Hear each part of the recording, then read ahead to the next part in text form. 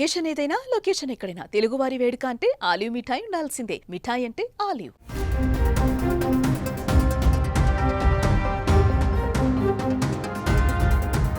తల్లికి వందనం 15,000 రావాలంటే ఏం చేయాలి? ఏ పత్రాలుండాలి?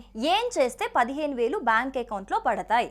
పథకం గురించిన వైరల్ అవుతున్న మార్గదర్శకాలేంటి? అసలు ఈ పథకం ఎప్పుడు ప్రారంభమవుతుంది? అర్హతలేంటి? ఇప్పుడు చూద్దాం.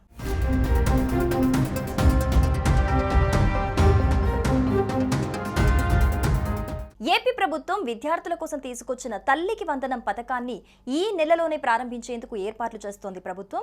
జూన్ 12న స్కూళ్లు తిరిగి ప్రారంభమయ్యే రోజు ఈ పథకాన్ని లాంఛనంగా ప్రారంభించనున్నట్లు సమాచారం. ఇది సూపర్ 6 పథకాలలో ఒకటి కాగా అర్హులైన తల్లుల ఖాతాల్లో ప్రభుత్వం ప్రతి ఏటా 15,000 రూపాయల చొప్పున నిధులు జమ చేయనుంది. ఈ పథకానికి కావాల్సిన అర్హతల విషయానికొస్తే ఈ పథకానికి దరఖాస్తు చేసుకునేందుకు దరఖాస్తుదారులు ఆంధ్రప్రదేశ్కు చెందిన వారై ఉండాలి. ప్రభుత్వ గుర్తింపు పొందిన స్కూల్లో చదువుతూ ఉండాలి. 1వ తరగతి నుంచి 12వ తరగతి వరకు విద్యార్థులు అర్హులు. విద్యార్థులకు కనీసం 75% అటెండెన్స్ కలిగి ఉండాలి. తల్లి పేరు మీద బ్యాంక్ అకౌంట్ అయితే ఉండాలి. కుటుంబ వార్షిక ఆదాయం ప్రభుత్వ పరిమితికి లోబడి ఉండాలి. అవసరమైన డాక్యుమెంట్ల విషయానికి వస్తే విద్యార్థి స్టడీ సర్టిఫికెట్, తల్లి ఆధార్ కార్డ్, తల్లి యొక్క బ్యాంక్ అకౌంట్ డీటెయిల్స్, పిల్లల పాఠశాల హాజరు సర్టిఫికెట్, నివాస పత్రము లేదా రేషన్ కార్డ్, కుల ధృవీకరణ పత్రము, అవసరమైతే గనక ఇన్కమ్ సర్టిఫికెట్.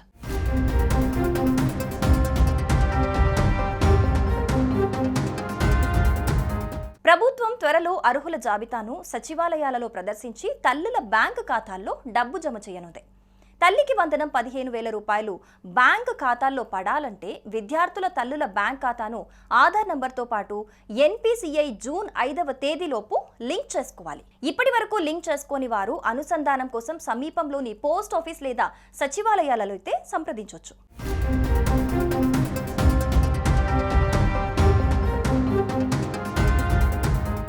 ఇక ఇదిలా ఉంటే ఆంధ్రప్రదేశ్లో మహిళల సాధికారత, విద్యా ప్రోత్సాహకానికి రాష్ట్ర ప్రభుత్వం కొత్త పథకాన్ని ప్రవేశపెట్టినట్టుగా తెలుస్తోంది.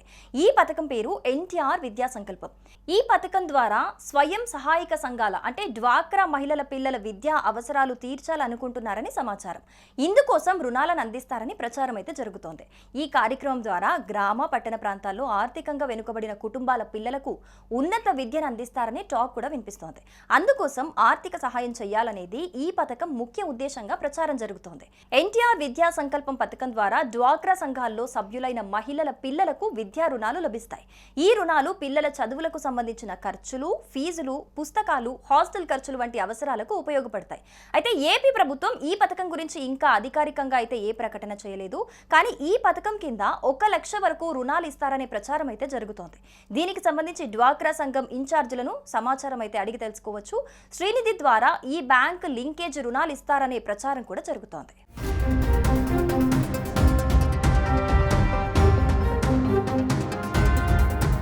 కాగా ఏపీ మంత్రివర్గ సమావేశం ఈ నెల 19న జరగనుంది.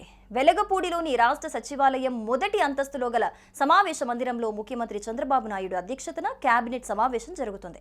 ఈ మేరకు ప్రభుత్వ ప్రధాన కార్యదర్శి విజయానంద్ నిన్న ఉత్తర్వులు జారీ చేశారు.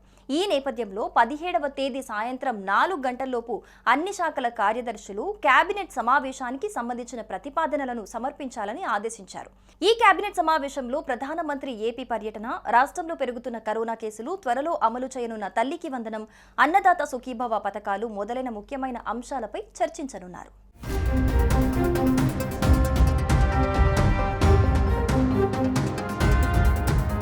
సుమన్ టీవీలో మీ పర్సనల్ అండ్ బిజినెస్ ప్రమోషన్స్ కోసం కింది నెంబర్కి కాంటాక్ట్ చేయండి.